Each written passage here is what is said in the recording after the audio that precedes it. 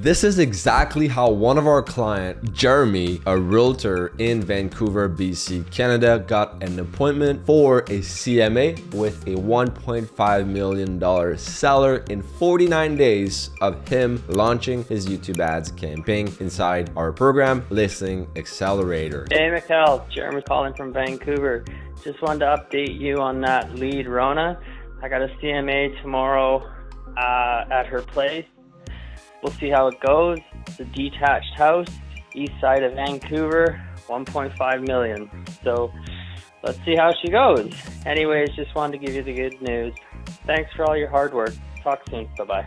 So this is the actual house that our realtor have a listing appointment with for a CMA right here. And this is the house over on Zillow. In 2019, it was assessed for 1.1, almost 1.2. But obviously, we're now in 2022, heading towards 2023. So market value basically is 1.5 approximately. It's a 2,000 square feet, 4-bedroom, 3-bathroom house built in 1942. It's a single family house. Now, here's the proof of the appointment being booked through YouTube ads. So we first reached out to the lead with our AI by SMS. So this is done automatically. Our agent didn't even have to do a single thing. It all happened automatically as soon as we got the lead. So we're texting them, are you thinking of selling your house sometime soon? No reply, but then automatically after that, he was able to call the lead. And then at the same time though, actually whenever he started the call, a minute later, literally at 7:37, our AI kicked in asking them if they are looking to sell. A minute later, at 7:38 p.m., she said, just curious. But then he was able to call the lead. I don't know why it's showing up like here. They probably at the same time that he was calling her, it was ringing. She probably sent just curious at the same time. So that's why it's showing up after the call. But the call lasted almost 13 minutes, guys. If you are talking with a lead for 13 minutes, over 7 minutes, I've noticed you have a potential to get a listing appointment. I don't care what they say. If they say just curious, not looking to sell, I don't care. If you're talking with a lead, and the conversation lasts longer than 7 minutes, you have something going on here that you can capitalize on if you actually know how to book listing appointments properly, like we show inside our program, the Listing Accelerator. You'll be able to get a listing appointment and then have the chance to get a listing, right? I'll break down exactly why we still call the leads that say just curious and how we're able to still get a CMA with that lead, even though she said she was just curious. Just to give you a quick rundown, basically on this call, she was not convinced 100% of meeting the agent. All right. She was a bit skeptical about the current market. It's a challenging real estate market that we're facing right now. High interest rates. She's not sure. She don't want to commit to anything. She don't want to meet the agent because she don't want to sign anything. But our agent keeps insisting on hey, it doesn't cost you anything. It's free. And I'll show you how we can get top dollar for your house. No obligation. It's quick. All of that. Right now, after that, next day, so November 24th, another call. Lasted 12 minutes, and basically now she was more open, right? She talked with her husband and she was more open to the idea of actually meeting for a CMA and learning about how much the property could be worth and how they could actually sell it and how quickly they could actually sell it and the process that we would take to sell the house. Then after that, basically she's okay, yeah, that could work. They're looking at their schedules, availabilities. And then she's yeah, I'll get back to you in an hour. An hour later, our client Jeremy calls her again. She doesn't reply. But then another hour later, she's hey, Jeremy, would 1 p.m. tomorrow be good? And then we're yes, that's perfect. You see how quickly we reply? 5:52 p.m. She sent this. 5:52 p.m. he replied. So that's how you get listing appointments booked, guys. If you take too much time, you're allowing another agent to step in and steal your lead, right? The reason that is not because your leads are not exclusive, but simply because nothing is holding back 30 agents to call that lead, cold call that lead. You know what I mean? So the more you wait, the fewer chances you have to actually get that listing appointment booked and that listing, secured. So then she's see you then, great, see you then, blah, blah, blah. Then he went to the house, did the actual CMA. Then he basically called her back to see when exactly they could meet for 15 to 20 minutes. Then afterwards, we're asking, you know, what's your availability tomorrow morning? The lead asks us this. So that's usually a good sign. Whenever they ask us, you know, when are you available to meet? That means that they have an interest and we're not like trying to like twist their arm to meet us. So 3 minutes later, we replied, I'm free tomorrow after 1:30. Blah blah blah. And then she's basically saying, you know, she wants to meet at her husband's workplace. Then she sends the address of the actual workplace, and then she said basically that she also wants her daughter to be in the meeting tomorrow, but unfortunately she's not available at the initial time that they scheduled. So then they're like, hey, can we reschedule for like 4 p.m. the same day? And then our agent replies a minute later, yes, that works.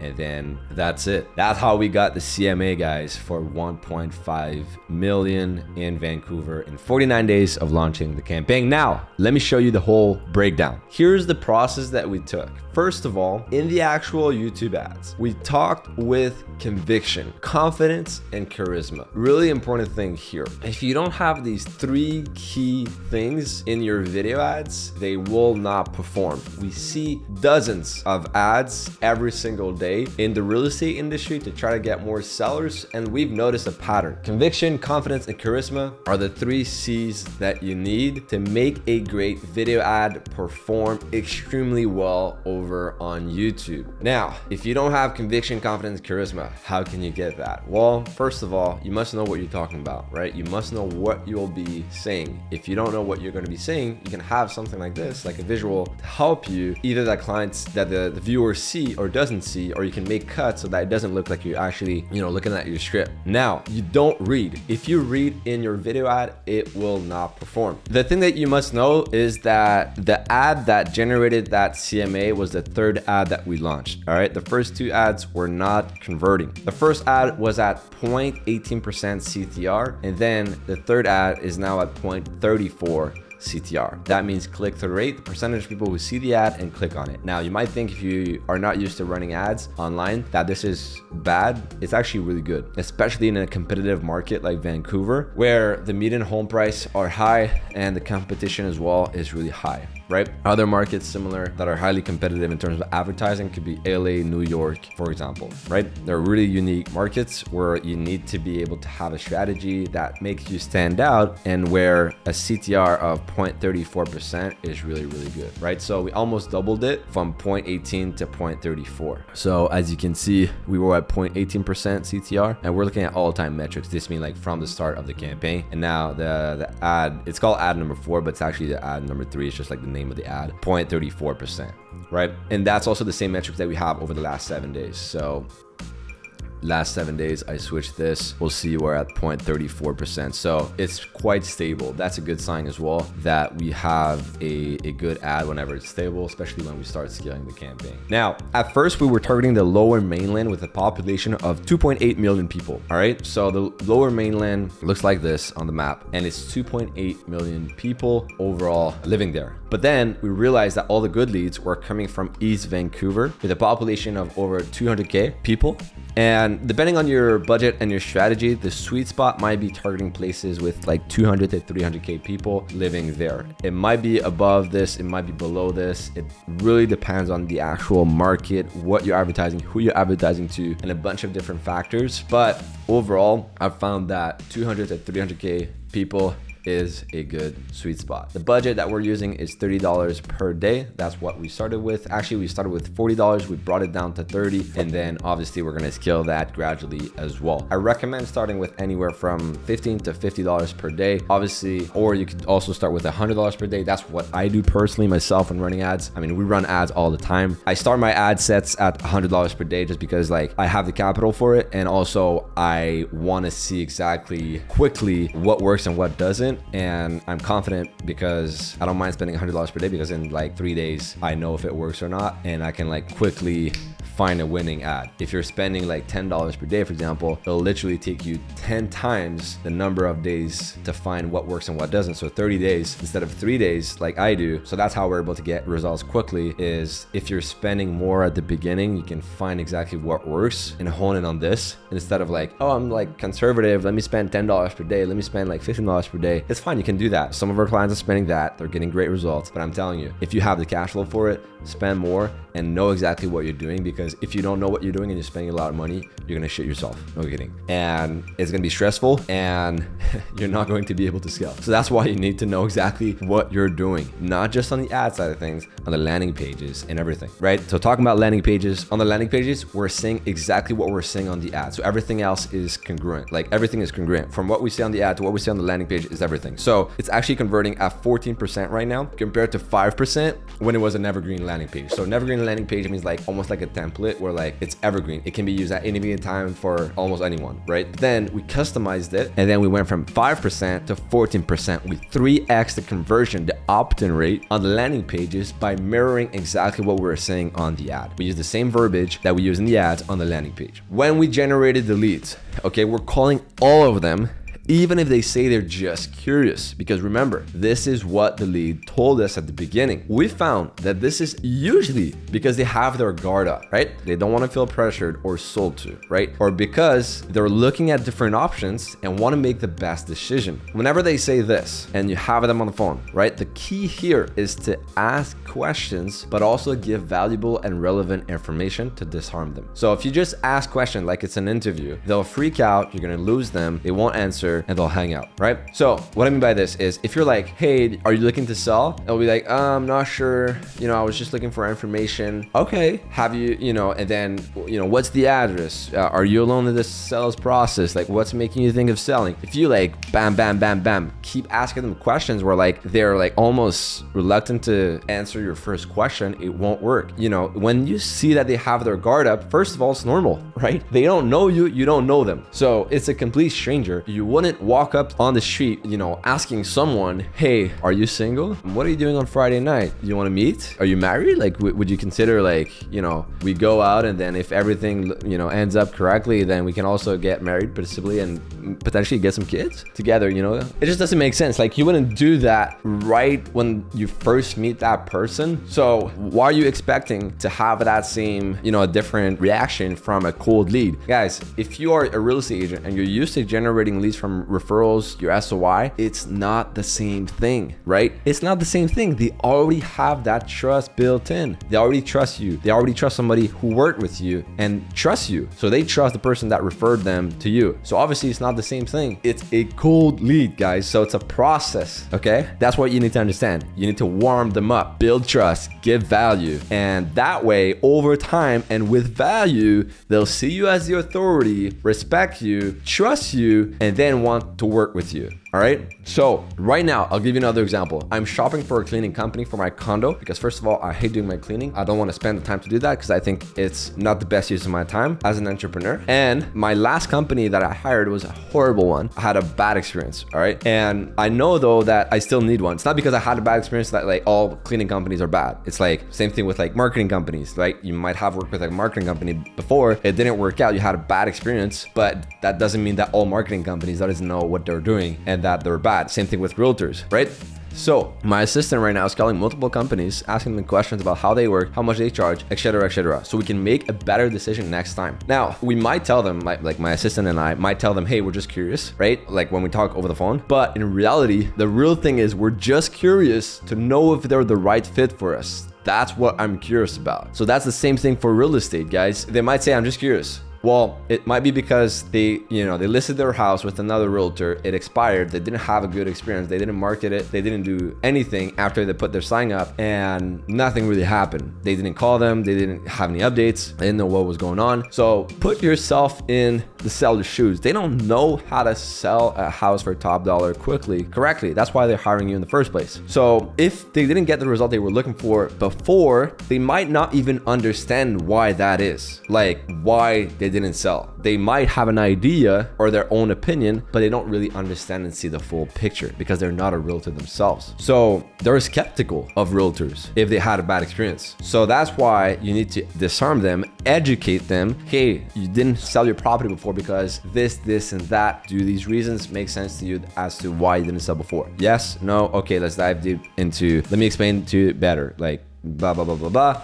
And then afterwards, here's how this is going to be different from what you've done before, right? Now they can see, okay, before I was doing this, it didn't work. It makes sense logically. Now we're gonna do this, this, and that, the pieces that was missing before to sell my property. Makes sense. Perfect. Cool. We just gave them value, educated them. So now, they trust you. So here are the numbers basically that we have with our client, Jeremy, real estate agent, running YouTube ads with us. So far he spent $1,364 on YouTube ads. He got 18 seller leads, 1 in-person listing appointment booked, and that he also met, and 4 phone appointments that lasted over 7 minutes. Some of them lasted over 13 minutes or even 15 minutes. So that's a $341 cost per listing or phone appointment in a 1.1 million median home price market. If I tell you that you could pay $341 for a phone appointment or a listing appointment with a qualified seller that is coming to you that doesn't know about you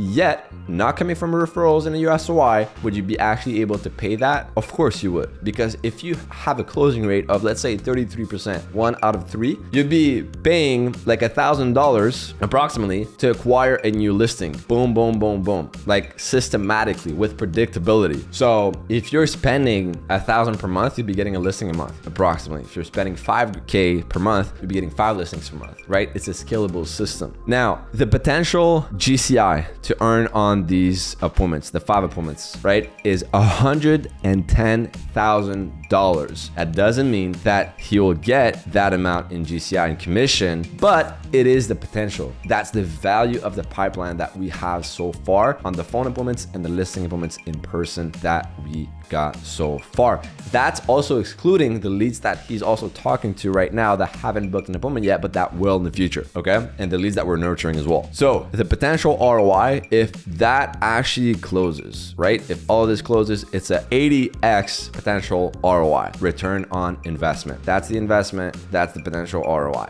Now, granted, it's been 49 days. We're spending at $30 per day. So the first challenge of every campaign is just getting that first listing, right? That first commission in, because when we get that, we can take the profits, reinvest it in the system that got you the listing in the first place, and then it becomes a self-sustaining machine. You're not taking money out of your pocket anymore. You're taking money out of the system that generated the money in the first place. Does that make sense? So that's how you scale and make a system work on autopilot where it's profitable. You don't have a marketing budget anymore. Marketing budget is to start something new, right? But then why would you have a marketing budget when every time you put in $1, you're getting $5 back? It just doesn't make sense. Just spend more money to make more money, right? So we're expert at generating qualified seller leads and listing appointments, but then obviously you have to convert them, right? So for me, I do everything I can with my realtors to try to help them get more listing appointments and convert the listing appointments. But at the end of the day, my expertise is getting the listing appointments in the first place, because I know a lot of you guys are killing it on listing appointments when you're face to face, but the problem is you don't have a packed calendar. My expertise is helping you get a packed calendar with qualified sellers so you can just get more listings. So this is why we work with realtors who already know what they're doing, but just need more qualified leads.